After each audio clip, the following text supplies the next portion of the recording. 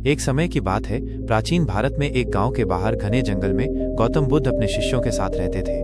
उनके पास दूर दूर से लोग अपनी समस्याओं का समाधान खोजने आते थे। एक दिन एक युवा व्यापारी, जिसका नाम आनंद था, बहुत बेचैन होकर बुद्ध के पास आया। आनंद एक सफल व्यापारी था, जिसके पास धन दौलत और हर सुख सुविधा थी, फिर भी उसके मन में हमेशा एक तूफान सा मचा रहता था। आनंद ने बुद्ध के चरणों में बैठकर कहा, गुरुदेव, मैंने जीवन में सब कुछ हासिल किया है, लेकिन मेरा मन मेरे काबू में नहीं है।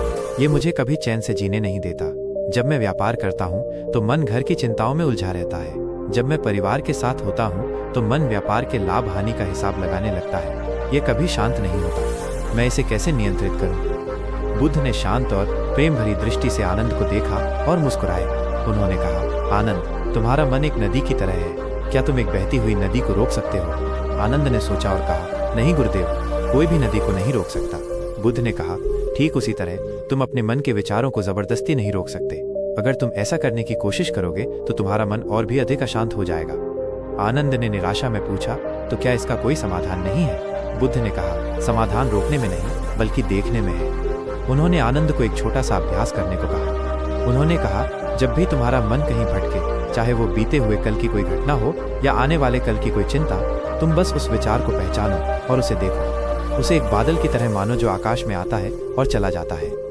आनंद ने बुद्ध की बात को ध्यान से सुना और अगले कुछ दिनों तक इस अभ्यास को करने की कोशिश की, लेकिन उसे सफलता नहीं मिली।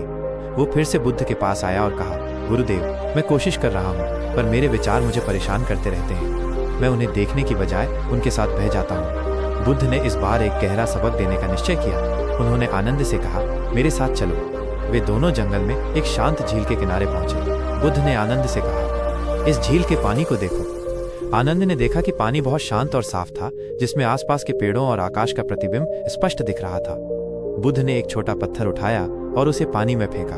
पत्थर के गिरते ही पानी में लहरें उठने लगी और प्रतिबिंब हिलने लगा। बुद्ध ने कहा, आनंद, तुम्हारा मन इस शांत झील की तरह है। जब तुम बाहरी दुनिया की बातों, विचारों और भावनाओं को उसमें फेंकते हो तो उसमें लहरें उठने लगती हैं और उसकी शांति भंग हो जाती है।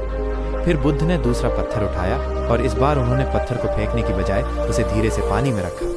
इस बार कोई बड़ी लहर नहीं उठी, बस थोड़ी सी हलचल हुई जो तुरंत शांत हो गई। बुद्ध ने समझाया, जब तुम विचारों को प्रतिरोध करते हो तो तुम बड़े पत्थर की तरह उन्हें अपने मन में फेंकते हो। इससे अशांति और बढ़ जाती है। लेकिन जब तुम विचारों को स्वीकार करते हो, उन्हें देखते हो और उनके साथ नहीं लड़ते, तो तुम छोटे पत्थर की तरह उन्हें धीरे से रखते हो। वे बिना किसी बड़ी अशांति के गुजर जाते हैं। बुद्ध ने आनंद को 3 सरल सूत्र दिए। 1. विचारों को स्वीकार करो, एक्सेप्ट। सबसे पहले यह स्वीकार करो कि मन का स्वभाव भटकना है। मन में विचार आएंगे ही, उनसे लड़ना व्यर्थ है। 2. प्रेक्षक बनो, ऑब्जर्व। दूसरा, अपने विचारों का प्रेक्षक बनो। अपने विचारों से खुद को अलग करो। तुम वो विचार नहीं हो जो आ रहा है, तुम वो हो जो उस विचार को देख रहा है। यह अभ्यास मन को नियंत्रित करने की पहली सीढ़ी है। 3. अलग रहो, डिटैच। तीसरा, अपने विचारों से भावनात्मक रूप से अलग रहो। उन्हें एक नदी के प्रवाह की तरह देखो। जब नदी में गंदा पानी आता है तो तुम उससे प्रभावित नहीं होते, तुम बस उसे बहते हुए देखते हो। इसी तरह जब मन में कोई नकारात्मक विचार आए तो उसे बस देखो और उसे अपने ऊपर हावी मत होने दो। आनंद ने बुद्ध के इन सूत्रों को अपने जीवन में उतारा।